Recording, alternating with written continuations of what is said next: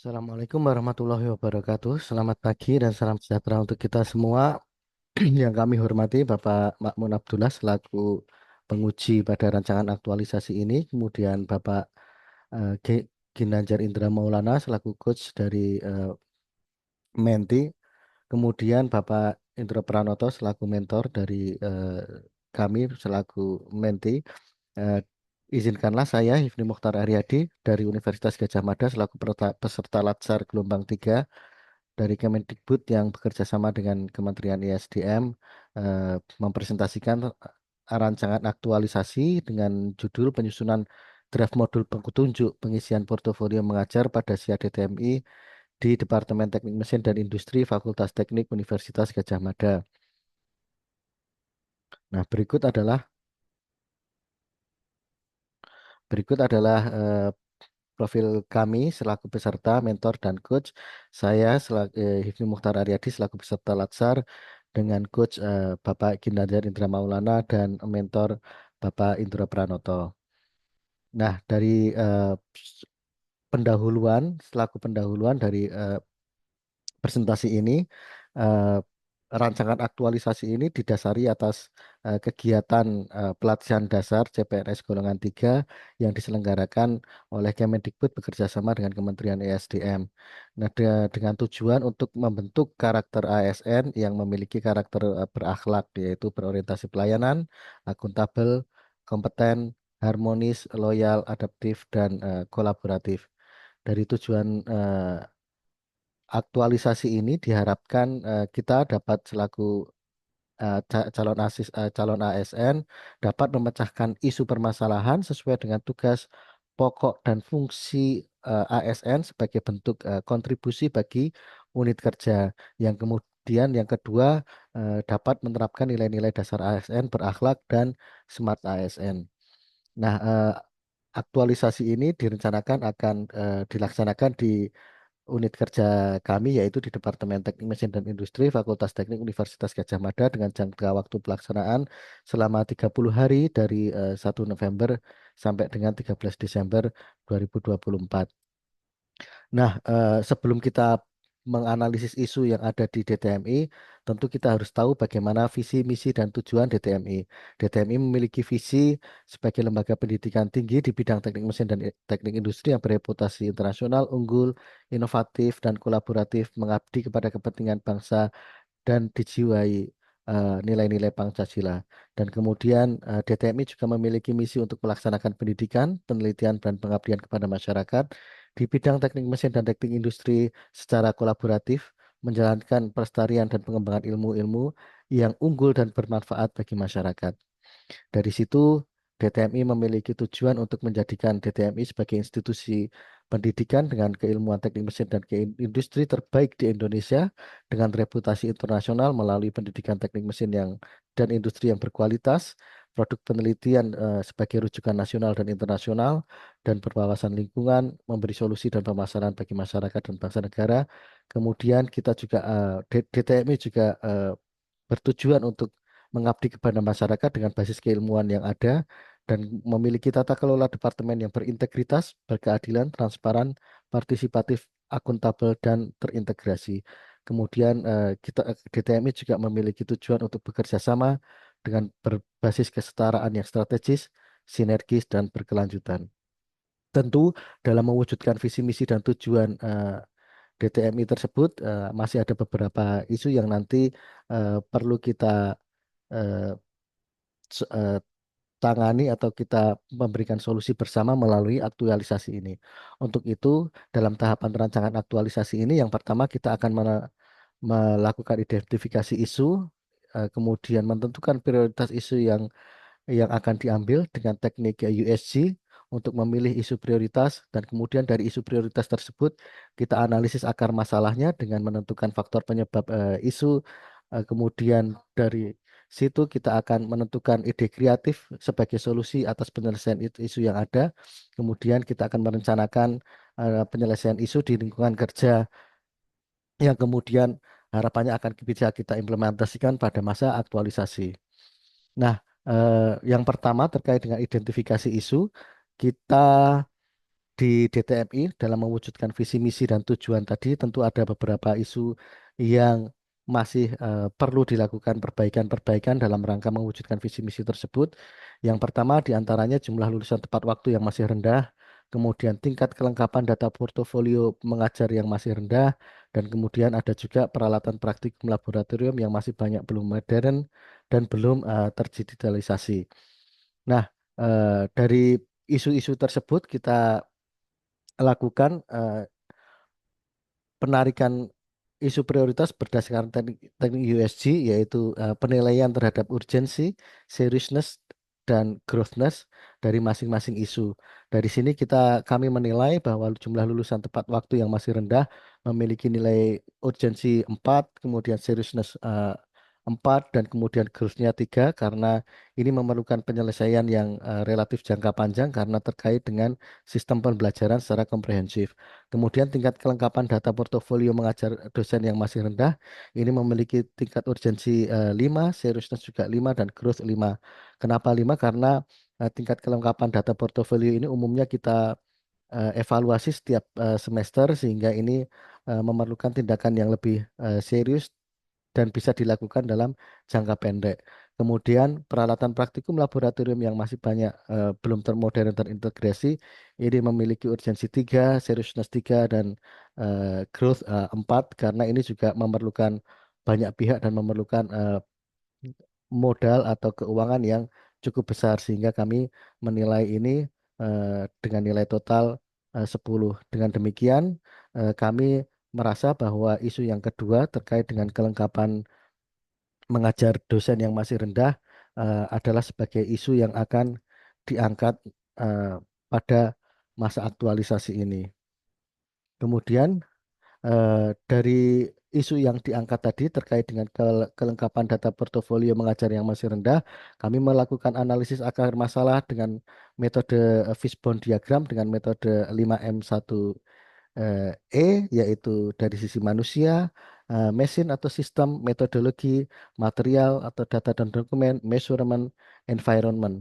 Dan dari sini kami melihat bahwa ada banyak sekali akar masalah, namun akar masalah yang ingin kami ambil yaitu belum adanya panduan yang terstruktur dan mudah diikuti, sehingga dosen mungkin merasa terbebani ketika mengisi atau merasa kesulitan ketika mengisi portofolio mengajar tersebut. Harapannya dari sini ini adalah menjadi akar masalah yang akan kita angkat pada isu aktualisasi ini. Nah, bagaimana kemudian kesenjangan pada akar masalah tersebut? Karena tidak ada panduan, maka saat ini dosen masih banyak mengalami kesulitan dalam mengisi portofolio mengajar. Karena kesulitan, maka keterisian portofolio itu masih sedikit dan perlu dilengkapi baik dari prodi sarjana maupun magister. Hal ini menyebabkan hasil analisis evaluasi pembelajaran setiap semesternya belum dapat merepresentasikan kondisi yang sesungguhnya karena data yang masih sangat sedikit.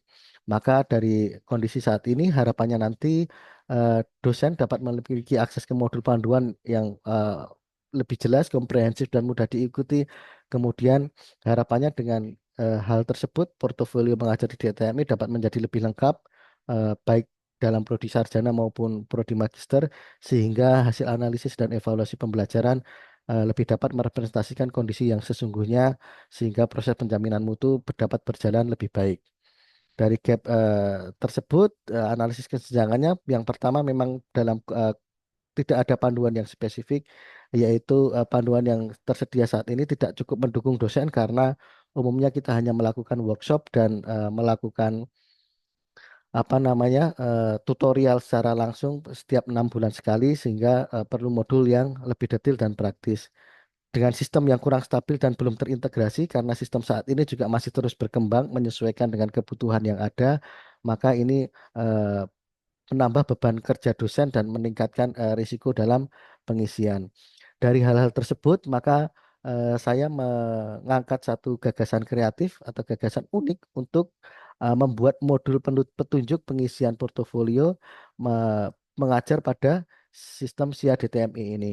Menyusun modul ini yang lebih komprehensif dan mudah diikuti dosen, dan modul ini berisi tentang panduan langkah demi langkah dengan contoh yang nyata dalam pengisian portofolio mengajar dan memberikan penjelasan singkat mengenai tujuan dan pentingnya setiap bagian yang harus kita isi.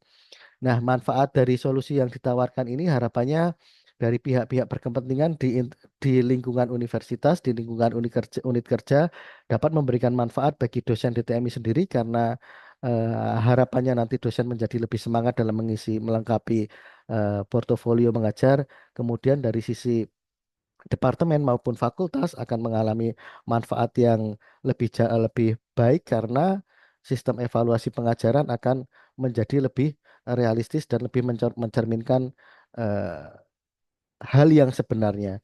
Kemudian dan tentu ini akan memberikan manfaat juga bagi institusi di UGM sehingga sistem pembelajaran yang ada di UGM ini khususnya di Departemen Teknik Mesin dan Industri dapat terus berkembang. Dari sisi mahasiswa pun ketika nanti evaluasi berjalan dengan baik, sistem pembelajaran terus meningkat, mahasiswa juga akan melaksanakan atau merasakan manfaatnya.